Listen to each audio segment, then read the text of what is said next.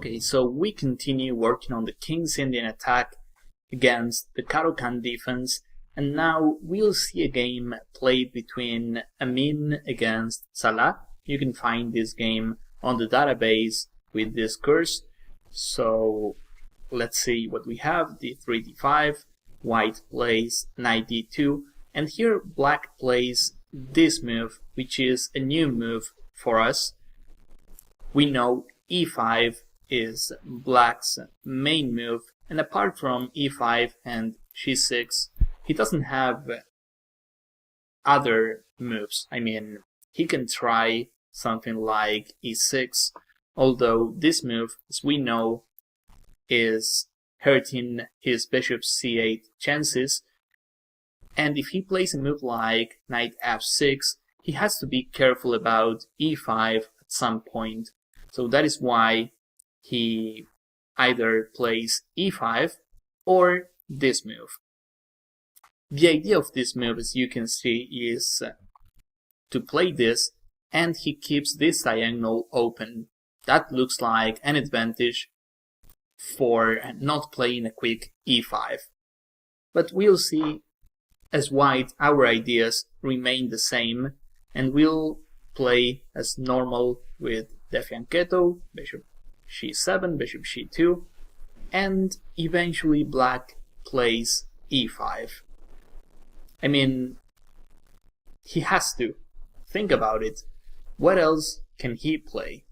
If he plays knight F6, then, well, we can play this move. He castles, I can castle as well, and at some point we'll play E5 plus D4, and this is going to be annoying for black. In the meantime, he doesn't have useful moves to play. It's like he has no way of stopping this. Here he would love playing E5, but our knight is guarding that square. So here after this, bishop bishop, E5, it's like the best move for black. Let's try suggesting another move. E6, well, here, this is what we said before. Bishop C8 happens to be a bad bishop, and here apart from this, I can also consider playing knight E2 with F4. But let's say I play the standard move. Let us say he plays knight E7 instead of knight F6. I can castle, he castles as well, and anytime soon, and let's say now, I can play D4 and I have a huge center. Whereas black, he has a terrible bishop, he doesn't have good pieces. I mean, knight is on E7 instead of F6. Both bishops are good in this situation, and his pieces aren't well placed. So I think here we should be talking about a clear advantage for white. Because black, he's been doing some nonsense in the opening, whereas white, he's been developing his pieces correctly, and here we have the chance of playing D4 at some point. So that is why he has to play E5. When he plays E5 though, he is blockading his bishop's diagonal, so it's like his third move.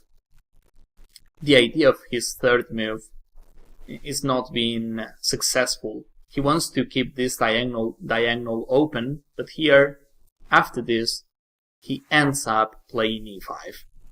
So I think this is good for us. After all, if this diagonal is closed, we don't have to worry about black putting pressure on the queen side. So we continue developing with knight F3. I like this because now he has to play knight E7. He cannot play knight F6 because here we simply take the E5 pawn and black doesn't have any counterplay. I mean, if this, I think I can even play knight takes F7, but I can play it simple. Bishop takes, and in this position I have the advantage because this pawn is isolated. Black needs a couple of moves before finishing development, and I simply have a target which is the d5 pawn, whereas black, he doesn't have much. So he cannot play knight f6, he has to play knight e7. We castle, he castles as well. And if you think about this, we reach this position almost every single time. I mean, the move order is too logical. d5, knight here, this move is likely to happen, e5 is likely to happen, so it's knight f3, knight e7, castle, castle, we'll reach this position. And here is where we have to find a good plan for white. We know that if he closes the center with d4, then we are likely to play knight h4 plus f4, but we have to wait till he closes the center with d4. In the meantime, we have to play something else. Maybe a move like rook e1 is what we are looking for. We know this move is always useful. We try taking on d5, thus attacking the e5 pawn. And if he plays d4, then now the center is closed, we can play rook f1. It's like we are wasting a tempi, but we make sure the center is closed, and then we fire on the king side with f4. So this idea is worth considering. A move like c3 is also worth considering, but we have to be careful not to weaken the d3 square a lot. And let's see what white played. He played with b3, and we saw this already during previous chapters. We can play with the double fianchetto, and against the Caro-Kann this works very well. b3, we prepare bishop b2, and we'll have two good bishops attacking the center. If we play bishop b2, we'll be attacking the e5 pawn, and then he'll have a chance of playing d4, closing the center, and then we play knight h4 plus f4. The plan we just said. So b3. In this game, black decides to play b6, and he has to do something regarding this bishop on c8. If he plays this doesn't work well when he has g6 played, because after h3 he cannot play this move. The bishop doesn't have a way back. Here he loses a piece, and once he plays this move, he is more or less committed to taking on f3. And we know that here, okay, it's not the end of the world for black, but we do have the bishop pair. We have at least a slight advantage. One day we can open that position and our bishops are going to tell. So black, he doesn't want developing the bishop on g4. He tries developing this bishop on b7 or a6. This is a bit slow, and as we'll see, we'll have our chances against that. He could also try playing something like a5, trying to gain some space on the queen side, but we know against this we can play a3. And if a4, I can just play b4. Then this a4 pawn is likely to be a weakness in the endgame. This pawn is too weak, actually. So a3 is always useful, not only to prepare this maneuver, but also to stop things like knight a6, knight b4. So against this Caro-Kann, we basically have to remember the ideas we saw so far, and also this b3 plus a3. This works perfectly against the Caro-Kann system we are analyzing now. So okay, in this game, white played b3, black plays b6, and when he plays b6, we have to pay attention here because this diagonal is potentially weak for black. I'm not saying that diagonal is weak at the moment, but c6, once the b7 pawn is gone, he doesn't have that pawn structure blockading our bishop. Now we can take on d5 one day, he takes, we can try playing something like c4, and he has to be extremely careful. Fortunately for us, we cannot take on d5 yet, we have to pay attention.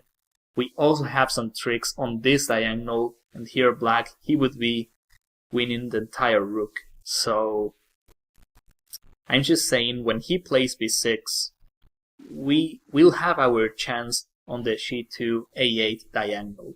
First we play bishop b2, we stop all sorts of tricks on this diagonal, then taking on d5 is possible. Here black played queen c7. If he plays d4, well, we know how to play against this. Center is closed, then we go for a kingside attack. We might consider playing c3 as well, or knight c4. Whenever he advances, we gain squares on the queen side as well. And he decides to play queen c7. Another move he might play is f6. This move is not great looking. We know this bishop is in terrible shape. He doesn't have any development. We can notice this. And if black doesn't have development, if his pieces are passive, then we can just open the center with d4. We have great knights, great bishops. We're about to open the entire position, and the outcome should be much better for white. Here, for instance, with each take, he's improving our pieces. This would be terrible shape for black, who's got no development at all. So, I mean, a move like f6 would be great for black if he had a closed position, but that position is not closed at all. So, as we know, against the Caro-Kann, we'll have the d3, d4 break to consider. So okay, bishop b2, he plays queen c7, which looks like a flexible move, and white decides to play e takes d5. I have to say, in this position, rook e1 is also playable. We know in the king's Indian attack we have a lot of moves to consider. It's not about memorizing, it's about understanding.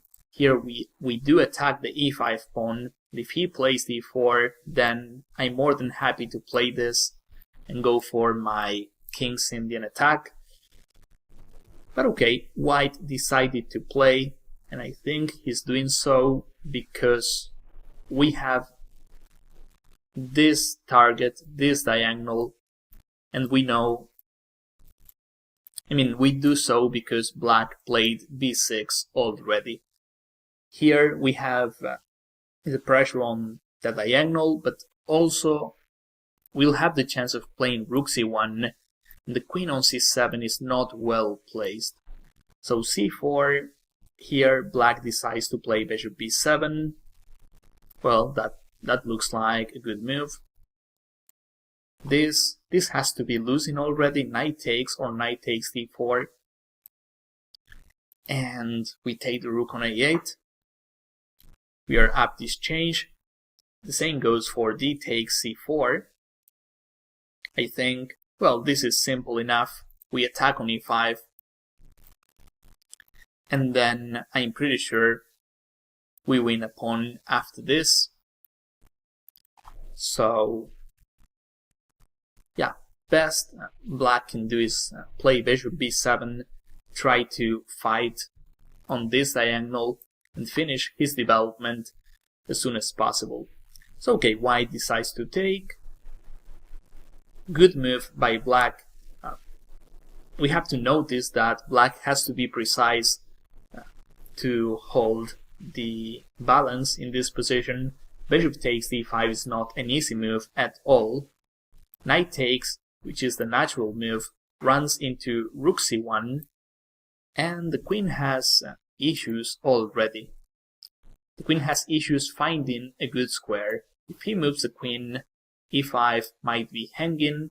If he plays knight c6, well, it's not easy to place the knight in front of your queen. But okay, this was more or less playable for black. Bishop takes d5 is better though, because after rook c1, he can hide his queen on b7, and suddenly he's fighting for this diagonal and he's pinning our knight on f3. So okay, in this game is a good example of what can happen in the King's Indian attack. We played a good opening, our opponent played well too, and we have an equal position. But what's the difference? Well, in the King's Indian attack, we usually have the initiative. And we know games, they are not decided in the opening. They are decided in the middle game, and there is where we have to put pressure and try to make our opponent make a mistake. So okay, bishop takes d5. Here we'll see the practice point of view, how white increased the pressure with simple moves like rook e1. This is what I'm talking about when I say initiative. All of white pieces are playing. Even this knight on d2 has good ideas to improve, whereas black, he needs to finish his development yet. He played knight bc6. He could have played a move like f6, but we know this is not a good idea because his bishop on g7 is way too passive. I can play d4, and whenever that position opens, black will find himself with no active pieces. So this move seems to be better. White played rook c1, queen b7. Black, till this point, he's been playing good chess with accurate moves. White played knight c4, attacking on e5, trying to play d4 one day, and here is where black started to make mistakes. He played f6, and this was the move we were looking for. This f6, which seems to be a solid way of protecting the center, is actually hurting black's chances on the king side. We know this bishop is now in terrible shape, and as we said a few minutes ago, if we open the center now, black will find himself with passive pieces. Maybe he can try a move like rook a8 or rook ac8, even sacrificing the e5 pawn, but in return he'll get a lot of counterplay. Suppose we take, he takes, bishop takes, he can take. We have to take with the rook, our knight on f3 is under a pin, and here after knight f5, the computer says black has enough resources to hold the balance despite being down a pawn. This is a computer's analysis. How can black know this? I mean, it is impossible. So that position here might be equal, but our opponents, they are not going to play this variation, and even if they do, we have an equal position with an extra pawn. We can win later. So this is what I'm talking about when I say the practice point of view and the initiative we keep when we play the King's Indian attack. Our opponents who are defending will make a mistake sooner or later. Or let's say they are more likely to make a mistake than we are. So this is what happened in this game. He plays the human move f6, and white played knight e3. We attack the bishop. Well, if he takes, this speaks for itself.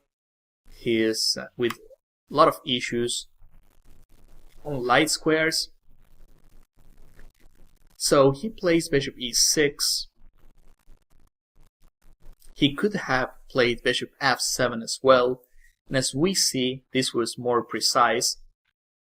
But anyways, bishop e6 or bishop f7, they both look risky because he's giving up on this diagonal. The issue with bishop e6 is that apart from giving up on this diagonal, is that the bishop is placed on the same file as our rook. So one day we can play a move like d4, and then the e file plus the diagonal, well, both diagonals to be fair, are being open, and this bishop is hanging. So sometimes you don't have to calculate much. All you have to do is use your instincts and realize bishop f7 is safer than bishop e6.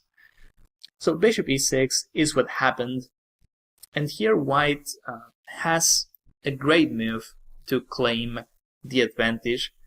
Let's take this chance to do a little exercise. I suggest you pause the video and try finding the best move for white. It won't give any clues. All I can say is imagine this is a real game and try making your move as white. Analyze as much as you can and then compare your answer with the analysis. I'll make a 10 or 15 seconds pause and then I'll continue talking. And of course I do this for those who want to pause the video.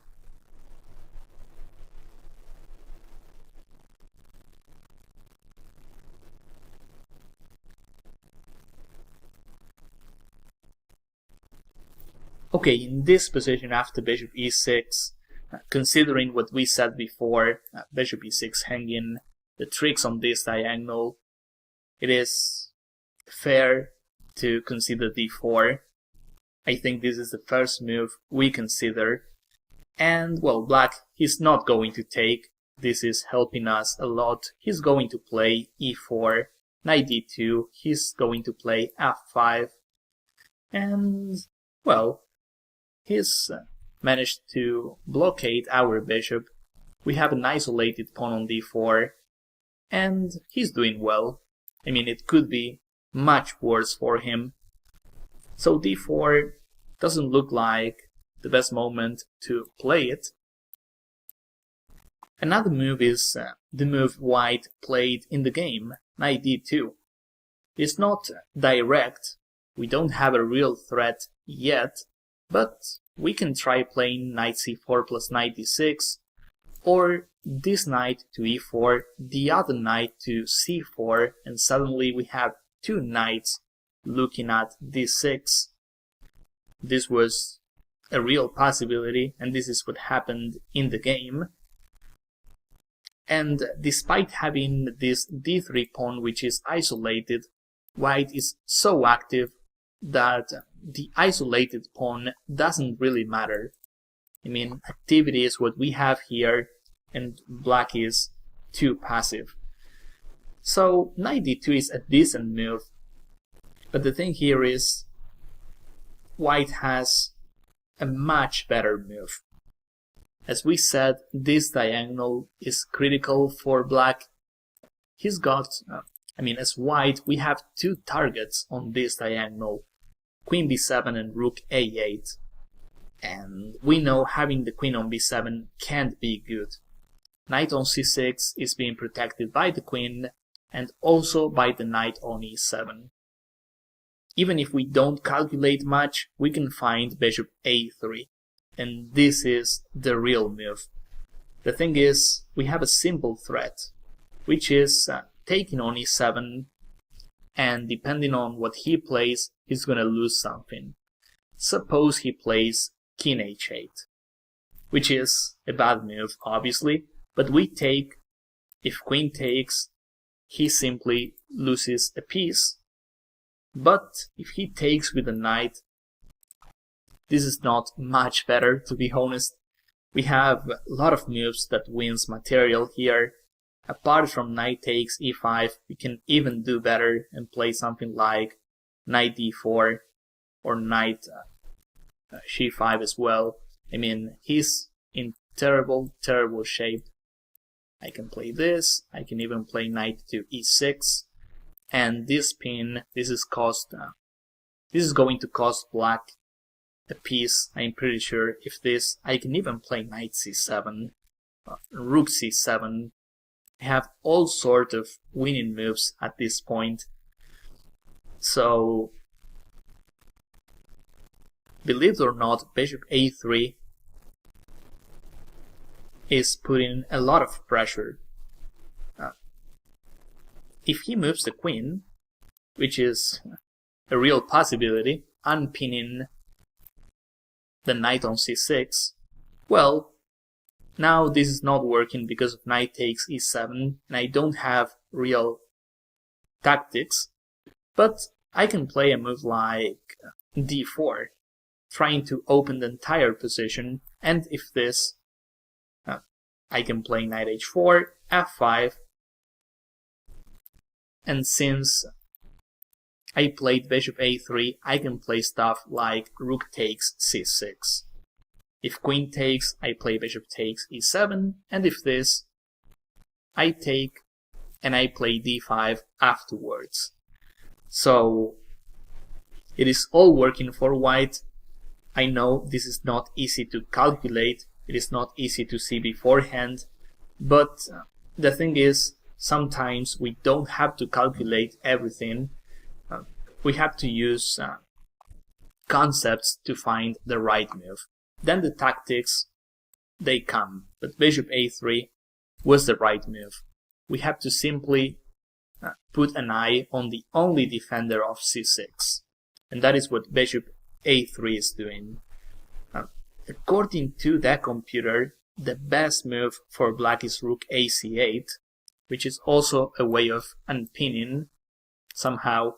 Now the only move he has to play is queen d7, but here we have a move that wins a pawn. We can play knight takes e5. Only move is pawn takes. We play bishop takes e7. Unfortunately for him, this is not possible. He has to play this. Bishop takes c6. And okay, black, he can continue playing, but it is fair to say we have a solid extra pawn.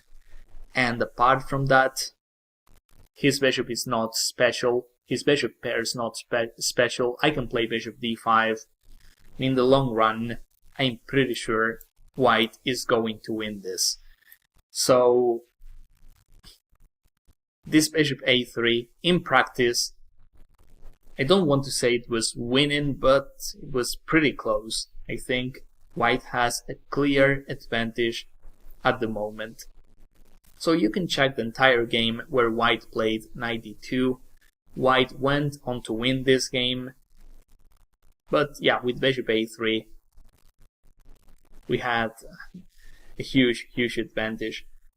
So things to remember before we finish this line. Let's go to the beginning. Even if he plays this move, which is the main alternative to e5, remember he has to play e5 sooner or later. If he doesn't, then he'll have issues with his center. If he plays anything else, like knight f6 or e6 and knight e7, one day we can try playing standard stuff with d4, and he's going to be in trouble because his pieces are not placed in the right squares. And if he goes for e5, if he plays correctly, claiming space in the center, which is place our pieces where we know, and then we go for the double fianchetto, b3, if required, we'll play a3. And I think we'll have a nice game. This is not the first time we see the double fianchetto against the Caro-Kann. So even if you face an unknown position, you'll know how to play. If he plays d4, we can go for a kingside attack. If he keeps the tension in the center, you can try playing d4, c4, rook e1. You'll have a lot of moves. And once you enter the middle game, you'll also be able to find the plans because we saw examples already. So I hope this video was useful. I hope you could learn something. And of course, I want to see you guys during my next chapters. Thank you.